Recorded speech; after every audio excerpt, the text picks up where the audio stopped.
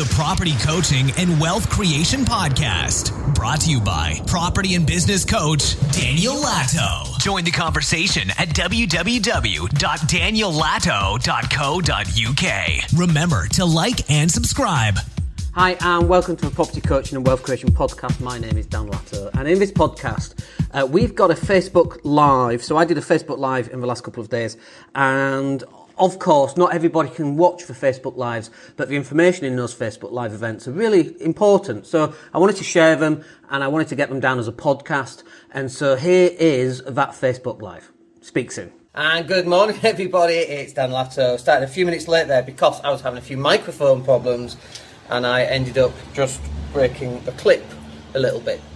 So I need to go replace that. Anyway, welcome. And in today's video, or if you listen to the podcast, we're going to talk to you about rent-to-rent training. So rent-to-rent is quite an interesting one for me. It's, you know, if it had been around 20 years ago, that's exactly what I would have started with as well. And so there's pros and cons to it. But I would have definitely started there. But for me, rent-to-rent is a stepping stone to greater things. And so I don't think that you should just get stuck in doing one particular thing, like rent-to-rent. I know some people want to do that, and that's okay. It's just my opinion. It differs to yours. That's fine.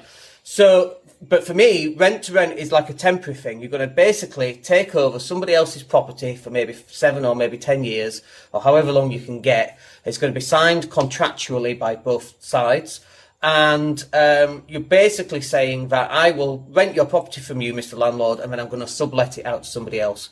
And then you've got that for 7 to 10 years. Now, there's two opposing viewpoints on this. So the first one is Robert Kiyosaki would say it's not about owning the asset, it's about controlling the asset. And I totally get that. You could rent a Ferrari.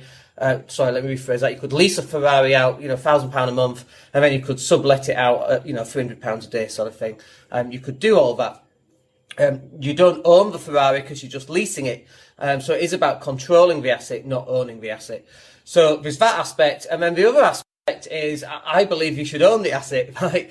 Because the asset has an opportunity to go up in value. So if you're getting a 100 grand house and you're renting it for the next 10 years and it goes up to 150 grand, that's the landlord's capital growth. It's not yours.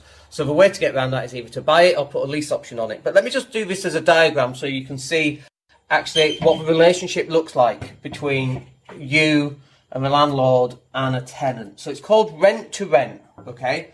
So you're renting from a person and you're subletting effectively to somebody else, okay? You're the person in the middle, and we'll draw a stick man.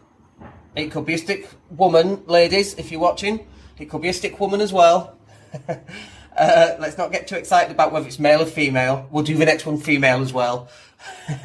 I know it upsets people for some reason. I have no idea why, but it does. So rent to rent. Okay, so this is you. Stick you in red. That's you. Perfect. And you're going to go to a landlord who's a bit fed up, and the landlord who's been in the game for 20 years, let's say, and there she is. Perfect. Give some hair. Give him a little bit of hair as well. There you go. So this person is the landlord, and they're a retired landlord, or maybe they're just going away, or maybe they've just got health problems and they don't want to have to do, managing tenants anymore, but they don't want to sell their property. Okay, or maybe they're in negative equity and they can't sell their property. So this person here, they've got a problem, and you've got to look to solve that problem. And again, it's the same problem as we talked about with lease options. Death, it's the 4 Ds, right? Death, departure, divorce, and debt. So they could be going through a divorce. They could be emigrating to America or Australia or anywhere else. They could be coming to live with me in Spain. Who knows, right? So we've got death, departure, death. So it could be that their partner's died, or it could be that they've actually died, their son or daughter's taken over it, and they just want, and it's mortgage free, by the way, and they just want the income without having to be a landlord. Okay? Or it could be, debt, as in they don't want to be a landlord anymore, but they can't sell it. Now, there's an extra, a fifth type of person on here, and that sort of person is a homeowner. So a homeowner could be just a normal person like you or I. If you class me as normal, I appreciate that gesture, thank you. But a homeowner is just somebody who's got a property and they don't know what to do with it. They could have been left it again by a will. They could be moving away, but they just want to do something with this house. And maybe they don't want to sell it, or maybe they can't sell it. So what happens is you come along and go, hey, how's it going? And they go, not so good. I've got this property and I need to do something with it. And then you go, okay, well, actually, I can help on that. How about I rent your property from you for, I don't know, what would work for you? 7 or maybe 10 years? And they go, yeah, 10 years, that'd be brilliant. Thank you very much. And you go, okay, so, well, the rental value right now is £600 a month, but I'm going to give you, and I'm going to guarantee rent every single month, whether tenants pay or not. I'm going to guarantee you £350 on the first of each month for the next 10 years without fail, guaranteed. You've got no voids to deal with, no tenants to deal with, you've got no issues to deal with, no tenants getting locked out, no tenancy agreements, no minor damages. We cover all that. Anything major, like a boiler goes or the roof needs replacing, or anything major, then obviously we'll come back and you need to do that because it's still your house. But anything inside the house will cover. Damages by tenants, for example, will cover that too, because you have to be the responsible landlord, right? You're subletting it from this person. So they hopefully go, wow, that's amazing. That's the best offer I've had ever in my entire life. I wish I had 100 properties to give you. That's fabulous. We love you. Thank you very much. So now you've got the house. Okay. By the way, not all deals go as smooth as that. Just to clarify, they don't go all as smooth as that. So now what you've got to do is you've got to go find the next person who you're going to sublet it to. And let's make this a female too. Let's make this one male. There's his hair. Okay. He's got feet. There we go. So this person here, now, let me just do this slightly different actually. Instead of doing one person, let's just do it slightly differently and let's say that this is a 4-bed house. Now, if it's a 4-bed house, by the way, it's going to be classed as a house of multiple occupation, potentially. Depends on what's going on in your area. And in certain areas, we have something called Article 4. So Article 4 will determine whether you can rent this as a HMO or not. But let's just say that you've got 4 bedrooms in this, and you've got one person here. There we go. We've got another person here. And so what you're going to effectively do is you're going to sublet this to 4 different people. If it's a 4-bed house, you might even get 5 bedrooms out of it. Obviously, you have to comply to the HMO requirements. It's really important because if not, you get fined. We actually made a mistake in my lettings agency. We had a guy and it was a 4-bed house, and I said, well, what we're going to do is we're going to rent out 3 rooms. No, it was a 6-bed house. That was it. We said 5-bed house. We were going to rent out 4 of those rooms because the old definition of a HMO was 5 or more people over 3 or more stories. Okay, it's tall. So we put 4 people in, which kept us underneath that HMO threshold legally. What did the landlord do without telling us? He put a 5th person in that house. Why would you do that? So now we, as the letting agency, we are in breach of the HMO law, and we went to court. We had to explain to the judge what had gone on. Let me just check, by the way, because this is not back to front, and it should be back to front on the images. Let me just do that. There we go. That's a bit better. There we go. Okay, so we had to go to the judge, and we had to explain to the judge that this is what had happened. And so we got fined. We got like I think £2,000 fine. So if you don't get this right, I think it's actually a criminal offence. I think technically it's a criminal offence. Now, it wasn't me personally, it was my lettings agency, so it was a business. You can't put a business in prison, by the way, which is quite cool. But I think it's a criminal offence, but you've got to double check on this, right? Because this is really important. Anyway, so what you then do is you've got this 4-bed house, you're now subletting it to these people here. And so, if you're getting, like, to be fair, £350 is probably going to be quite cheap to get a house with 4 bedrooms. But let's just run the numbers for now. And I'll tell you what, let's just put £600. So you've got £600. That's what it's costing you. Plus you've got gas, water, electricity, £300 there, council tax, all that stuff. So your total that you're spending is £900. And depending what you can get here, so if you can get £350 a month, times 4 is 1,400 a month. So you're going to make £500 profit every single month. From a house that you don't own, for the next 7 or 10 years, whatever you've negotiated, you could earn 500 quid. And now, you might not get 350, you might only get 300. So if you're only getting 300, that does change the numbers quite significantly. So 300 times 4 is £1,200. So now that's gone down to £300. And I'll tell you, for me, there's not enough in it on a deal like that. Okay, it's just not enough in it. 350, yeah, £500 a month. £300 a month profit. What if you only rent to 3 people?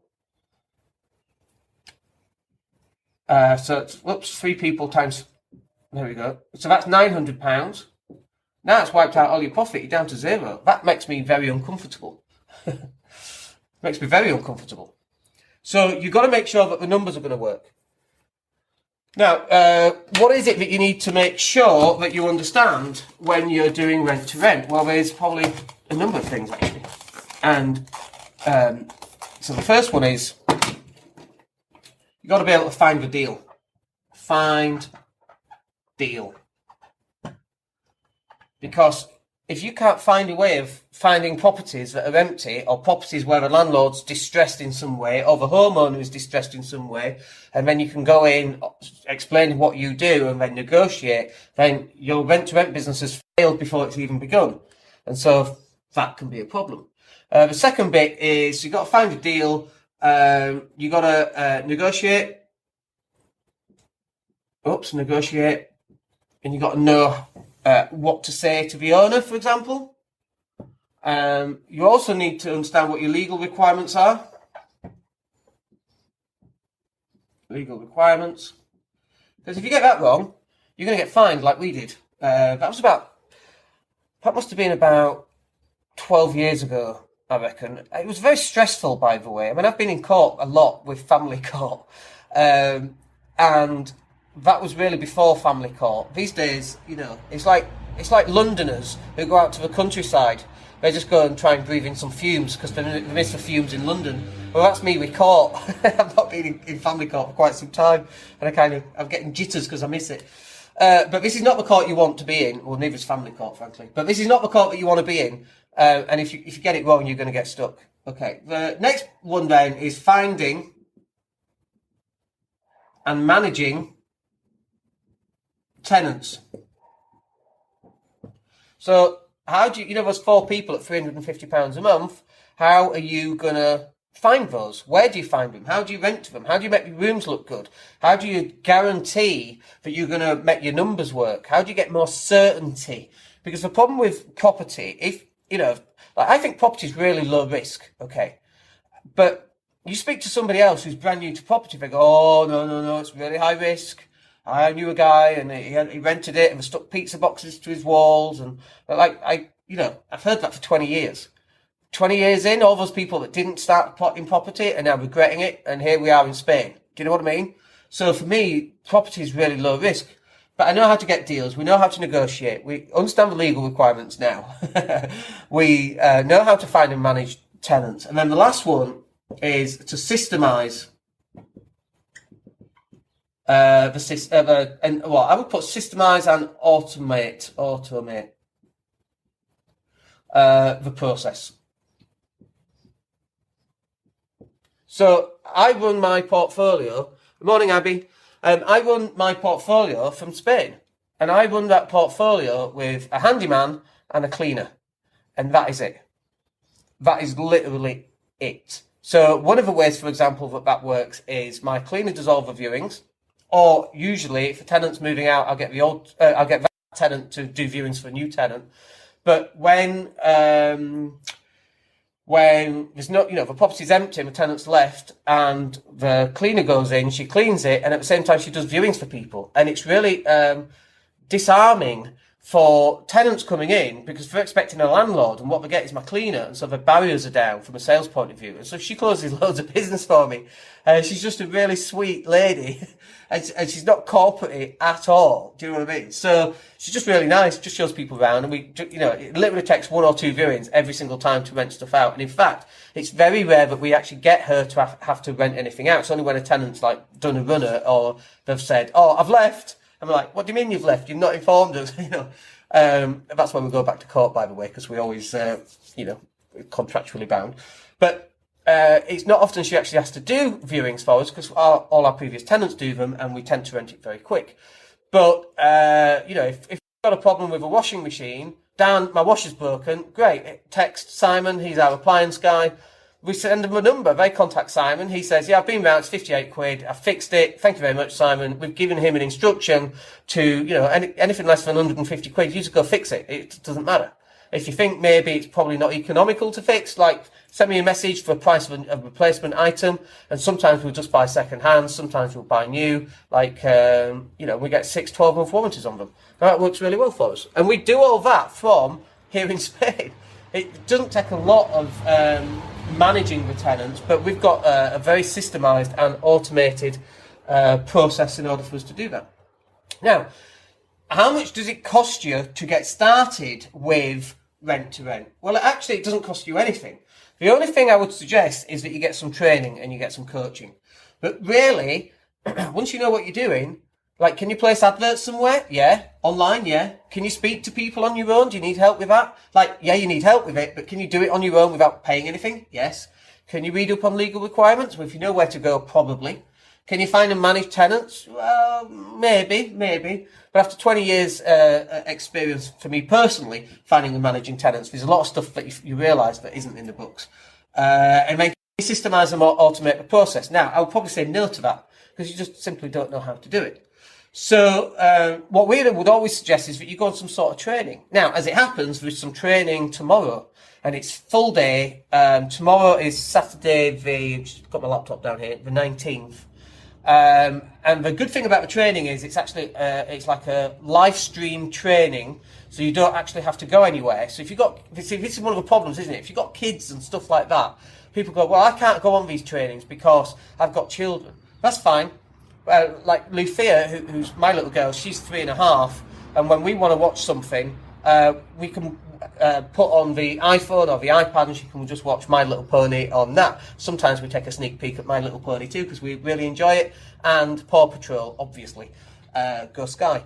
So the beauty of having it live streamed instead of going to the event is that you don't have to go to the event. So yesterday, Grant Cardone was in the UK at Expert Empires, and I was looking and I was like, "Oh, I'd really love to go see Grant. I bet he's brilliant."